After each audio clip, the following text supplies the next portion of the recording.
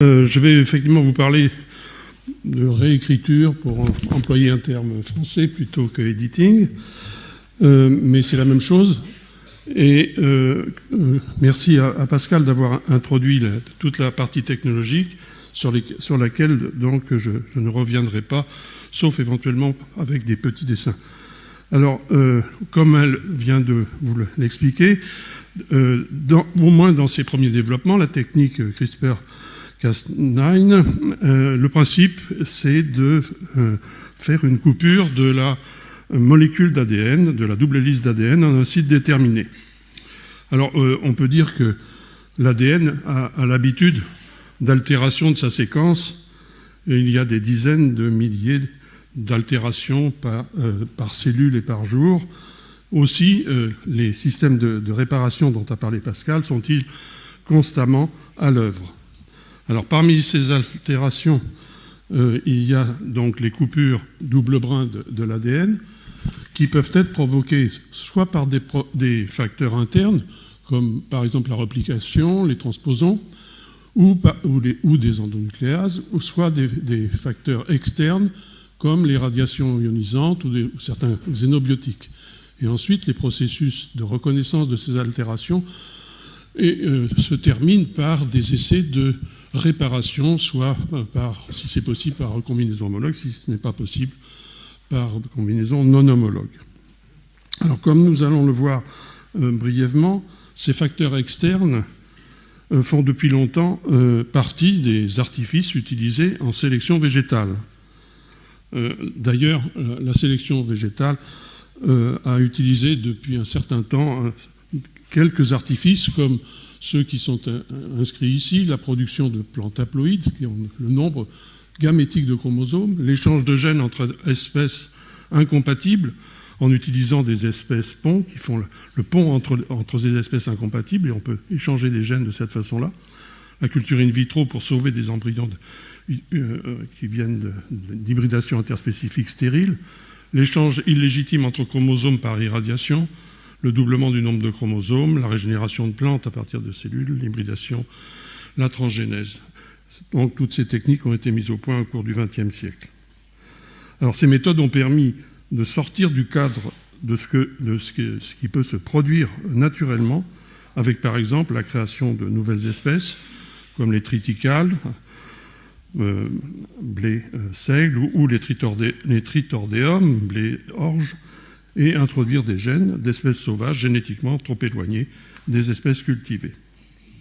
Alors plus anciennes encore sont les tentatives de mutagénèse les premières expériences datent de 1907, et les chercheurs avaient utilisé à ce moment-là les radiations du radium qui venaient juste d'être découvertes. Et les premières variétés commerciales sont venues en 1934, c'est un tabac qui a été obtenu en utilisant les rayons X. En 2015, plus de 3200 mutations étaient répertoriées, c'est-à-dire déclarées, chez 170 espèces végétales dans 60 pays différents. Et ensuite, ces mutations sont utilisées en création variétale comme toute autre variation génétique. Et par exemple, une mutation de raccourcissement de la paille d'orge, qui s'appelait Danso, a été obtenue en 65. En 95, 30 ans après, 150 cultivars différents possédaient cette mutation, et ces cultivars ont certainement servi à en créer d'autres depuis. Alors pourquoi la mutagénèse ? Le taux de mutation spontanée de l'ADN est d'environ 10-10 par paire de bases et par division cellulaire. De la sorte, aucun gène de notre génome n'échappe à une mutation dans l'une ou l'autre de nos cellules. Et chaque gène de blé mute des centaines de millions de fois chaque année. À ces échelles, les mutations sont nombreuses. Mais à l'échelle de la sélection, sur seulement quelques milliers d'individus, elles sont extrêmement rares. Alors les mutagènes sont utilisés pour multiplier le taux de mutation, donc multiplier la fréquence de ces mutations de façon à les rendre accessibles. Alors ça demeure néanmoins un jeu de hasard, et en même temps, il y a des milliers de mutations qui accompagnent dans le même individu la mutation recherchée. En général, on s'en accommode après avoir éliminé, autant que faire se peut, dans les descendances, ces mutations indésirables. Dans le monde, la mutagénèse a été essentiellement réalisée par irradiation, donc avec, au niveau de l'ADN, ce que l'on a décrit tout à l'heure, c'est-à-dire exactement la même chose que CRISPR-Cas9, ça coupe de l'ADN. Ça fait autre chose, mais ça, en particulier, ça coupe de l'ADN. Un grand nombre de variétés, essentiellement chez les céréales, et les légumineuses, et avec une mention spéciale pour les plantes ornementales, en violet, les plantes ornementales et les fruitiers. Dans de nombreux pays, mais les deux continents qui ont le plus utilisé cette méthode de mutagénèse, c'est l'Asie et l'Europe. Alors, ces mutations artificielles obtenues au cours des décennies passées sont banalisées et utilisées dans tout type d'agriculture et de marketing, comme le bio, qui s'interdit les OGM, mais qui utilise quand même ces mutations, ici du tournesol, dont l'huile est riche en acide oléique, ou des pomelos à chair rouge. Alors, un petit détour par les mutations spontanées.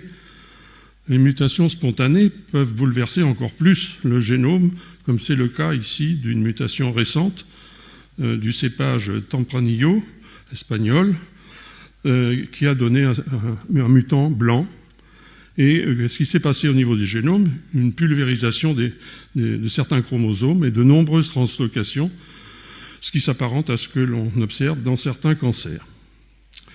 Alors je vous laisse imaginer ce que dirait le Haut Conseil des biotechnologies si on lui soumettait une demande d'autorisation de culture d'une nouvelle variété de vigne ayant de telles caractéristiques, mais obtenue par un biotechnologue manifestement très maladroit. Autrement dit, l'intervention humaine, certes séculaire, qui consiste dans la simple sélection volontaire d'une plante aux nouvelles caractéristiques, ne soulève-t-elle pas, objectivement, plus d'incertitudes que la réécriture génomique que nous allons évoquer maintenant? Alors, les cassures de brun donc, peuvent être introduites des milliers de fois dans le génome par irradiation, ou une seule fois par les nucléases introduites dans la cellule, comme dans le cas de la méthode CRISPR. Alors, on revient sur un schéma qui ressemble à celui qu'a présenté Pascal tout à l'heure, simplement pour insister sur trois résultats possibles de ces manipulations. Le premier résultat possible, c'est une simple cassure, à gauche, une simple cassure sans autre intervention. Donc on est exactement comme dans le cas de la mutagénèse par rayonnement, et on recherche une réparation non conforme, l'échec des systèmes de réparation, pourrait-on dire, de sorte qu'une mutation soit, souvent d'ailleurs l'inactivation du gène, soit obtenue. C'est ce qu'on appelle la modification de type SDN1, Site-Directed Nuclease 1. Autre stratégie, donc on favorise au contraire, au milieu, les systèmes de réparation par recombinaison homologue, en fournissant à la cellule une matrice d'ADN qui va soit modifier, corriger la séquence du gène, c'est équivalent à un échange d'allèles, et c'est ce qu'on appelle une modification de type SDN2. C'est ce qu'on peut appeler aussi une réécriture, une édition au sens propre du gène. Soit sur la droite, on introduit un gène étranger au génome de l'individu, éventuellement au génome au pluriel de l'espèce, et c'est à ce moment-là une modification dite de SDN3 qui est une transgénèse élaborée. Donc trois types d'interventions conduisent à des résultats de nature différente. SDN1, c'est une forme de mutagénèse, provoque des mutations comme on a su les provoquer par les méthodes anciennes d'irradiation, par exemple. SDN2 est au sens propre une réécriture, une édition. SDN3 est une forme élaborée de transgénèse, et comme l'a souligné Pascal, une autre technique donc, qui consiste à faire des modifications chimiques des bases de l'ADN est en train de se développer de plus en plus, et manifestement avec des résultats très très encourageants. Alors, actuellement, les résultats obtenus chez les diverses espèces végétales sont essentiellement issus de SDN1, inactivation. Je vais vous présenter une liste d'une vingtaine d'espèces avec les gènes qui ont été ciblés et les caractères qui ont été recherchés et obtenus. En rouge, des caractères de résistance à des pathogènes. En bleu, des caractères, pourrait-on dire, agronomiques. En noir, des caractères de qualité des récoltes, des produits dérivés de ces plantes. Alors, ça part du blé, c'est dans l'ordre alphabétique, du blé jusqu'à la vigne, une vingtaine d'espèces pour l'essentiel. Il y a aussi d'autres applications possibles, on n'ira pas beaucoup plus loin, mais d'autres applications possibles qui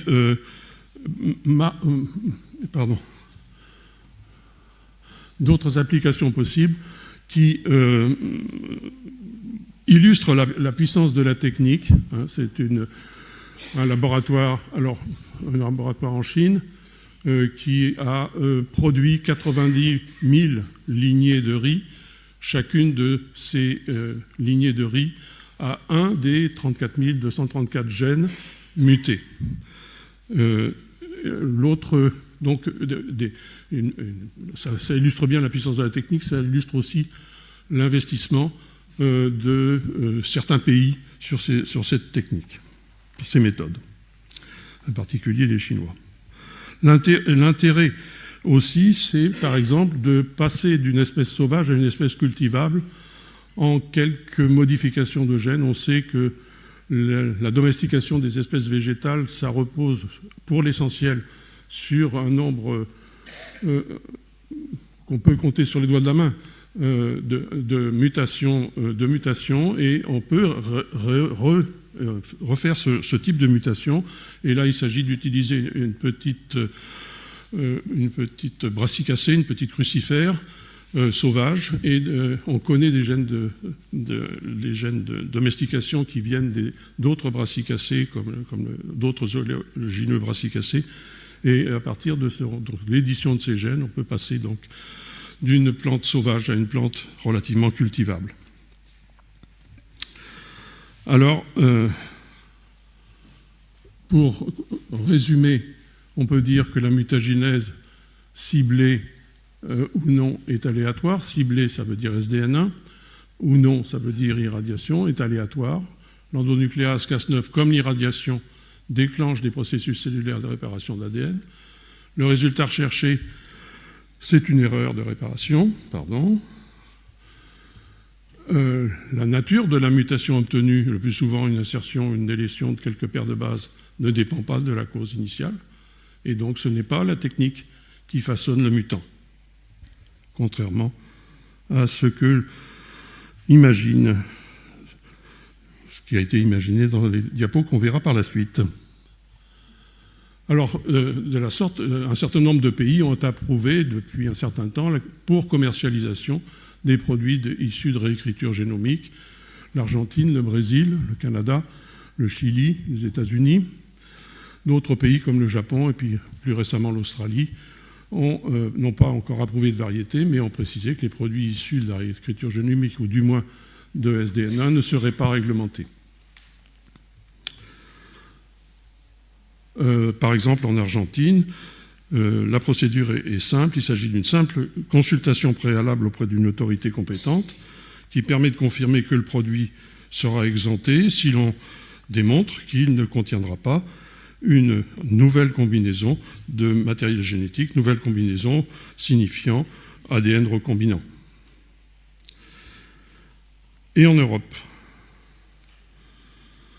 Alors en Europe, l'histoire commence par une requête vis-à-vis du gouvernement français d'un certain nombre d'associations, la Confédération paysanne et 8 associations, qui ont demandé que les plantes issues des techniques de mutagénèse soient considérées comme des OGM et à interdire la culture et la commercialisation de variétés de colza rendues tolérantes aux herbicides. Je vous fais remarquer le pluriel, obtenus par mutagénèse, instaurer un moratoire sur les variétés de plantes rendues tolérantes aux herbicides, encore une fois, obtenus par la mutagénèse.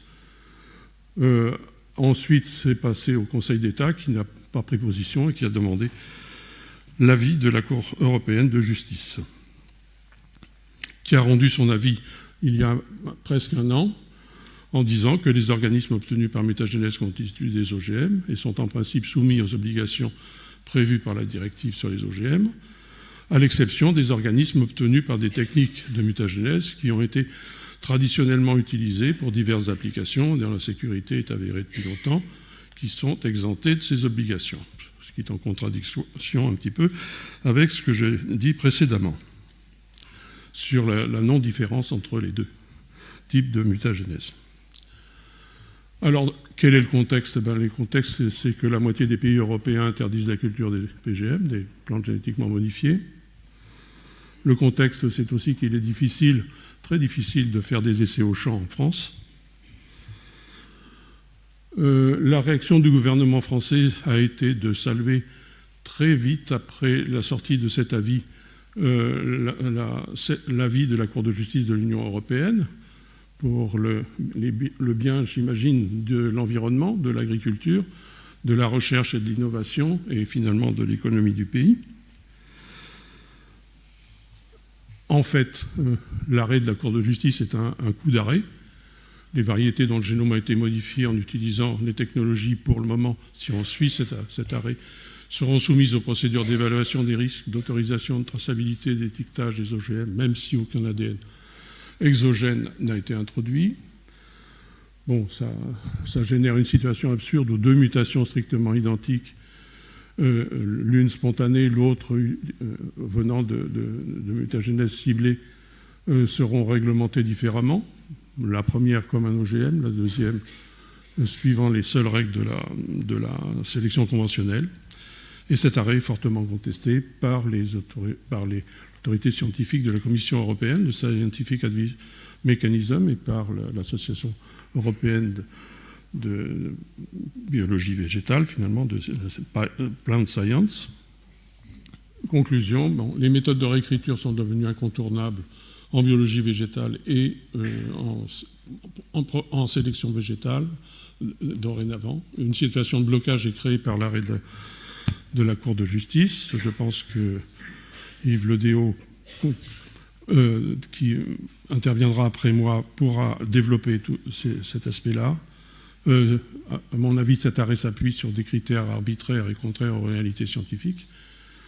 Déjà, il y a des localisations de certains projets, publics comme privés, hors d'Europe, en attendant éventuellement, dans ces conditions, la délocalisation d'entreprises et le questionnement sur l'avenir de la biologie végétale.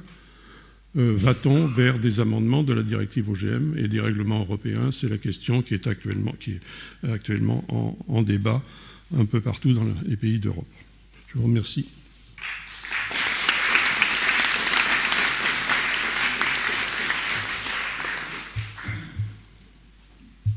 Merci beaucoup, Georges. Tu as vraiment bien présenté tous les problèmes qui se posaient là maintenant.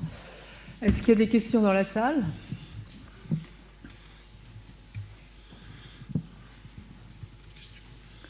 Donc, la Cour de justice, elle s'est présentée dans le cas des plantes qui avaient été modifiées sans qu'on introduise une matrice. C'est bien ça ?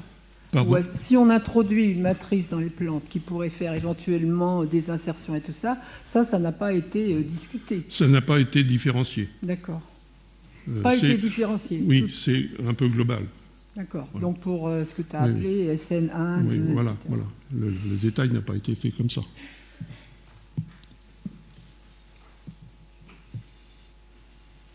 Oui.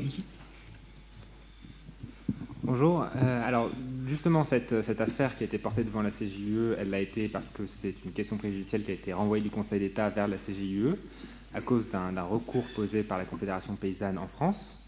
Est-ce que l'affaire n'est pas encore revenue au Conseil d'État, enfin le Conseil d'État ne s'est pas encore prononcé finalement sur le fond. Est-ce que vous attendez à ce que le gouvernement français, en réaction à au jugement au fond du Conseil d'État, prenne l'initiative de proposer une directive ou alors de demander à la future Commission européenne qui a l'initiative législative, de faire une nouvelle directive OGM au vu du développement de la technologie. Oui, je pense que pour le moment, il est urgent d'attendre, puisque il va y avoir les élections européennes, il va y avoir une nouvelle commission, il va y avoir un nouveau Parlement. Donc les choses se seront stabilisées en fin d'année. Un certain nombre de pays sont actifs pour essayer de demander à l'Union européenne d'amender au moins, ou de réviser, mais ça sera difficile, mais d'amender cette directive de façon à ce qu'un certain nombre d'expériences ne soient pas bloquées immédiatement. Il faut s'attendre à ce que, effectivement, à la fin de l'année ou au début de l'année prochaine, on y voit un peu plus clair. Je pense que de toute façon, M. Le Déaut va aborder Oui. cette question-là à nouveau. Je ne sais pas, M. Le Déaut, si vous voulez parler ou si vous voulez garder votre exposé pour le moment et répondre après. D'accord. Après l'exposé. Okay. Bon. Est-ce qu'il y a d'autres questions peut-être? Oui, madame. Merci. Oui, merci pour cet exposé. Tu as parlé, Georges, d'un certain nombre de pays dans lesquels, justement, ça ne posait pas de problème que d'admettre cette édition du génome. Et la question que je me pose, c'est est-ce que finalement, il ne va pas y avoir une distorsion vis-à-vis, alors peut-être pas dans les biotechnologies appliquées à l'humain qui font plus consensus et plus débat, mais avec moins de clivage idéologique.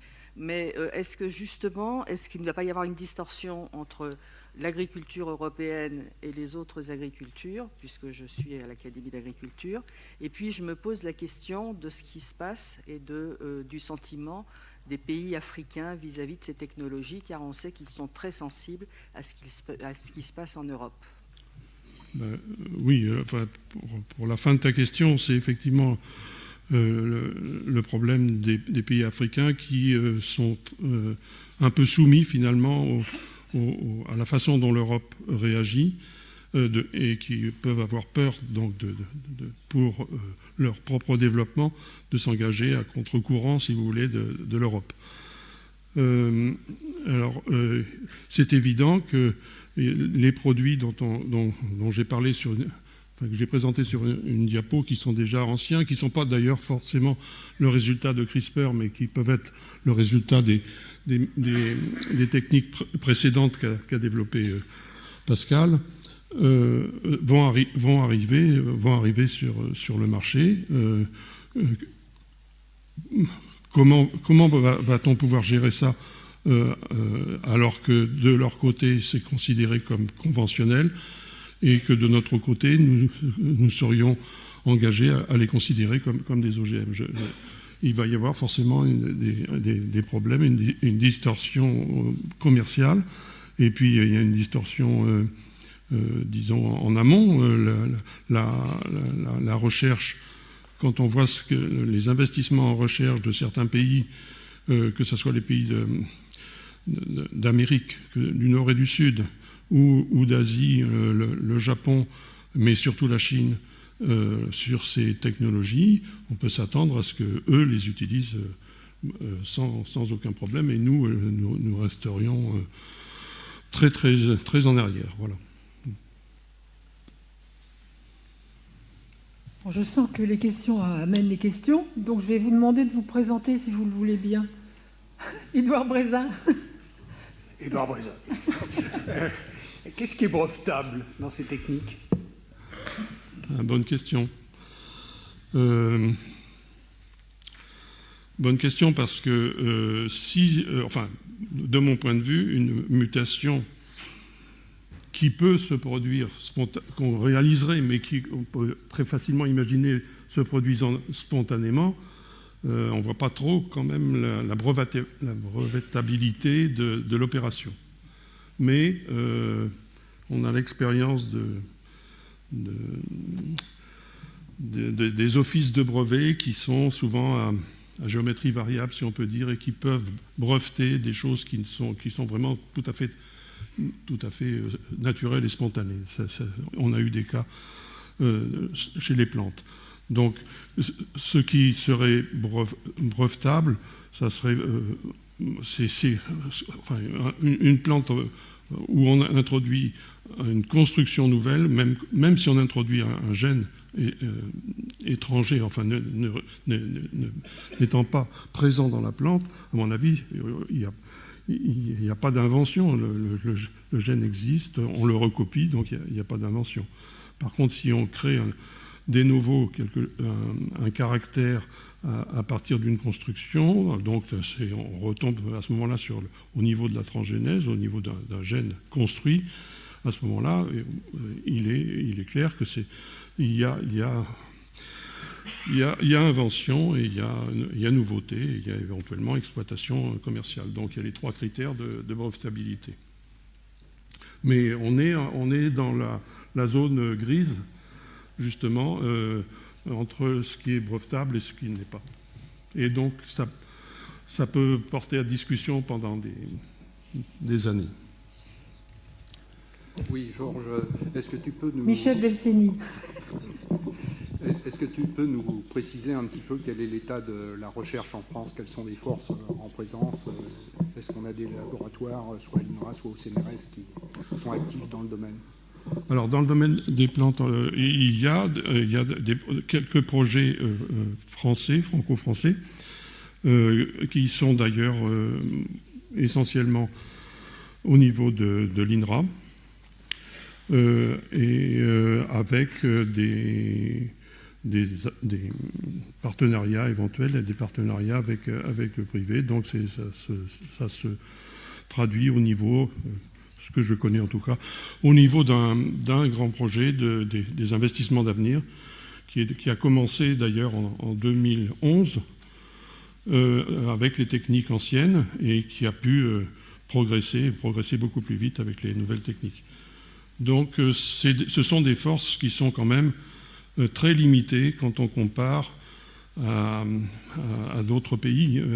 Si vous tapez sur Google CRISPR-Cas9 et plantes, vous allez tomber sur une liste indéfinie d'auteurs chinois. Voilà. C'est la situation actuelle. Ce sont des centaines de publications et par derrière des financements très très importants. On est très timide en France, pour simplifier. Je vais prendre la dernière question. Monsieur, présentez-vous s'il vous plaît. Oui, bonjour, Pierre Deveau, établissement Florimond-Després, un sélectionneur de semences. Georges, je voulais te demander, parce qu'en fait, la richesse d'un programme de sélection, c'est d'avoir accès à de la variabilité génétique. Donc il est courant d'aller collecter du matériel donc, sous un certain nombre de réglementations. On va se retrouver confronté en fait à l'utilisation de lignées qui ont été éditées, qui sont considérées comme conventionnelles dans certains pays. Et je voudrais insister sur la difficulté en fait d'utilisation dans des programmes de sélection pour améliorer des plantes au niveau de l'Europe. Comment tu vois les choses? Quelle est la situation qu'on peut en fait envisager dans les années à venir pour ne pas se retrouver en défaut par rapport à la législation en vigueur en Europe? Oui, alors bon, c'est clair que si les variétés en question étaient brevetées, ça bloque l'usage de ces variétés sous forme de ressources génétiques.